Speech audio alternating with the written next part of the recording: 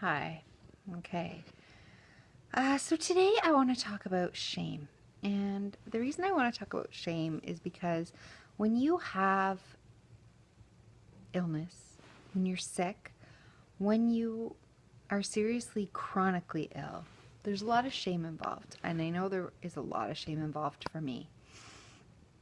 You know, when you have cancer or a disease that people recognize and they feel sorry for you, and there might be something that can be done, they say, in the medical profession, and people, you know I don't I feel like when it's something like cancer, people come out of the woodwork to help you. But when it's something chronic that people don't understand, or you don't know why you're sick, it's something like chronic fatigue or ME or long time pain, fibromyalgia, arthritis, like a lot of diseases that are chronic and they're terrible and they bring people down.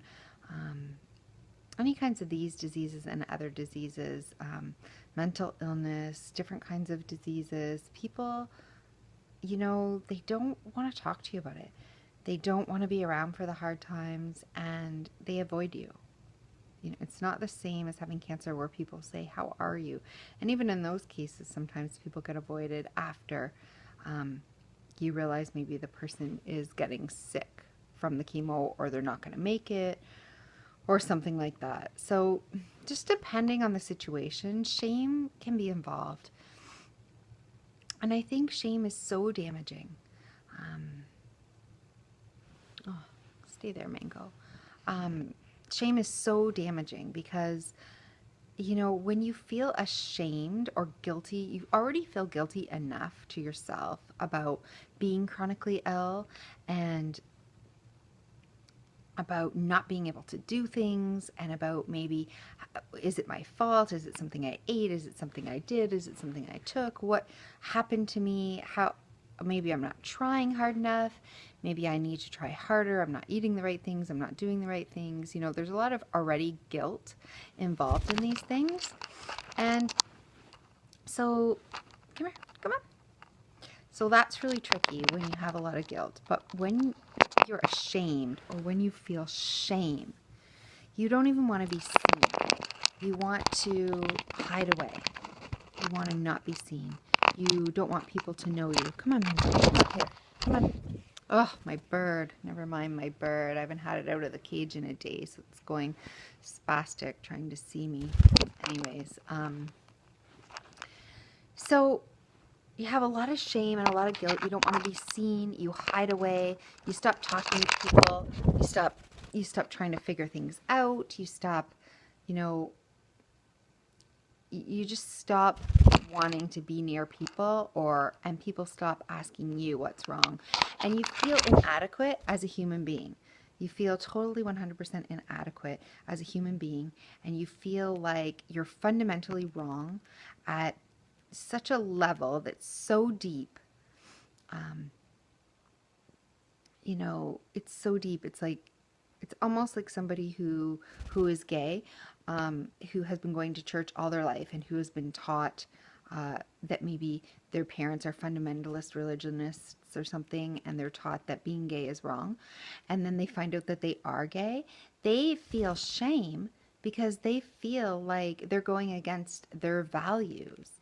And it's the same with illness. It's like you believe that you should be sick, and maybe you have even thought badly about other people in the past who were sick, thinking, "Oh, well, they're just not trying hard enough, or if they eat better, or if they exercised, or maybe they should just go to the doctor, or they should take said pill, or they should do this or that or the other."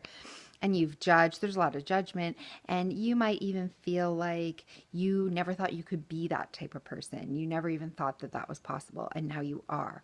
There's a lot of shame. You feel shame at the deepest level. You feel like people judge you. You feel like you're not valued anymore. You feel like you're doing the wrong thing. You're not trying hard enough, because maybe in your life you've been told that you can accomplish anything. I know you can accomplish anything if you put your mind to it. And sometimes with chronic disease, you try and you try and you try and you fail and you fail and you fail, and you feel so ashamed to be around other people, to see them, year after year, season after season, saying, you know, I'm still not well, or I still don't feel well, or I'm still sick, and you feel like it's better off. Come on, Mango.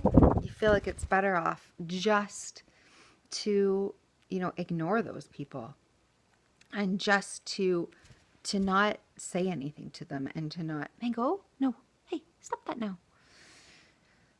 Just to not see them, not have them see you. It's, and then you isolate. It's a terrible situation. There's so much shame involved in it. And you really do, if you're chronically ill, have to just at some point say, I'm not going to be ashamed anymore. I am not going to live with shame. I'm not going to let shame destroy me. Because shame, more than anything, more than even anger, more than, anger, rage, depression, sadness, whatever, shame is, I think, the worst of the worst of the worst. And I just really feel so strongly that shame is just so toxic, and it can do so much damage to a person. Stop that. Don't bite my rings. And it can be really, it's damaging on every level, to your spiritual level, every level as a human being, even to your soul, mostly to your soul of who you are. It's damaging there. And that's the worst part about shame. So at some point, you have to say to yourself, I'm not going to feel shame anymore. This wasn't my fault. I didn't do this. I didn't create this. I